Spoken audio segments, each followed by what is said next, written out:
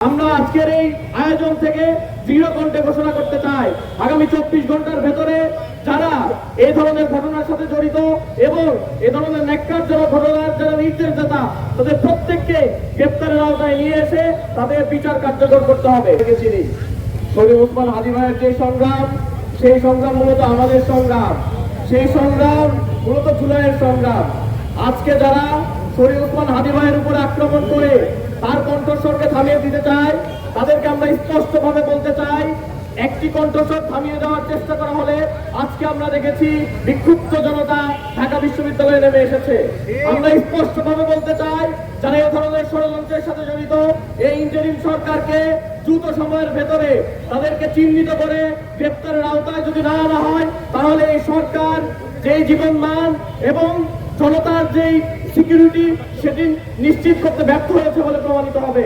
আমরা আজকের এই আয়োজন থেকে দৃঢ় কণ্ঠে ঘোষণা করতে চাই, আগামী 24 ঘন্টার ভেতরে যারা এই ধরনের ঘটনার সাথে জড়িত এবং এই ধরনের ন্যাক্কারজনক ঘটনার যারা নির্দেশদাতা তাদের প্রত্যেককে গ্রেপ্তারের আওতায় নিয়ে এসে তাদের বিচার কার্যকর করতে হবে।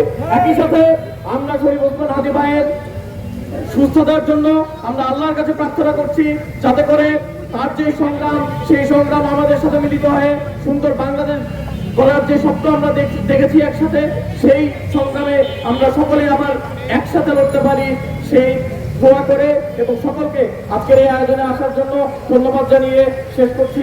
সালাম আলাইকুম রহমতুল্লাহ।